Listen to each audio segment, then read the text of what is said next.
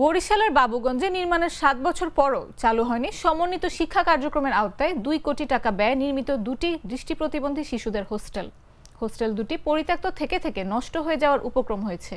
তবে এর মধ্যে একটি হোস্টেলে চুরির দোহাই দিয়ে সমাজসেবা অধিদপ্তরের একজন স্টাফ ও পার্শ্ববর্তী ভোকেশনাল ইনস্টিটিউটের একজন তৃতীয় শ্রেণীর স্টাফ বসবাস করছেন। ২০১৮ সালে ২ কোটি টাকার বেশি ব্যয়ে বাবুগঞ্জ উপজেলার প্রাণকেন্দ্র কলেজ গেট সংলগ্ন স্থানে দৃষ্টি প্রতিবন্ধী শিশুদের হোস্টেল ও খানপুরায় রাশেদ খান মেনন স্কুল কম্পাউন্ডে দৃষ্টি প্রতিবন্ধী শিশুদের হোস্টেল নির্মাণ করা হয়। নির্মাণের পর ৭ বছর পেরিয়ে গেলেও হোস্টেল দুটি চালু হয়নি। এদিকে হোস্টেল দুটির দায়িত্বে থাকা জেলা সমাজসেবা অধিদপ্তরের কাছে নেই তেমন কোনো তথ্য। তারাও ভালো করে বলতে পারেন না হোস্টেল দুটি নির্মাণ ব্যয় ও নির্মাণ সাল।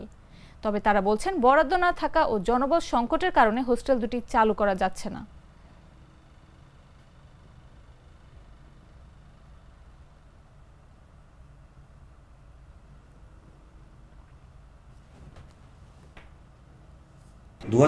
সালে তৎকালীন বিগত পতিত সরকারের মন্ত্রী ছিলেন জনাব রাশেদ খান মেনন।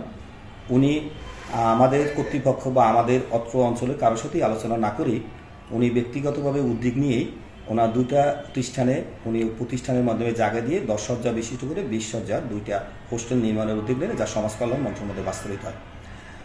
আমি এখানে যোগদান করছি ২৩ সালে, তবে এটা গণভোটের মাধ্যমে হয়েছে। সঠিক বরাদ্দ কপিটা আমায় এই মুহূর্তে দিতে পারবো, তবে আপনাদেরকে আমি পরবর্তীতে অবহিত করব।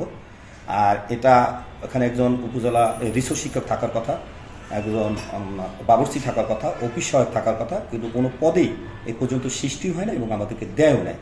তো আমি অতিরিক্ত দায়িত্বে রিসোর্স শিক্ষকের পদে আছি, অন্য ৩ পদে কেউ নেই। আর আবাসিক প্রতিষ্ঠান, সেহেতু ওখানে কোনো শিক্ষার্থী ভর্তির মতো সেই পরিবেশ তৈরি হয়নি, আর সরকার থেকে কোনো বরাদ্দ নেই, যে কারণে ওখানে কাউকে ভর্তি করা হয়নি। আর উপর থেকে কোনো নির্দেশনাও নেই যে আমরা ভর্তি করব কিনা।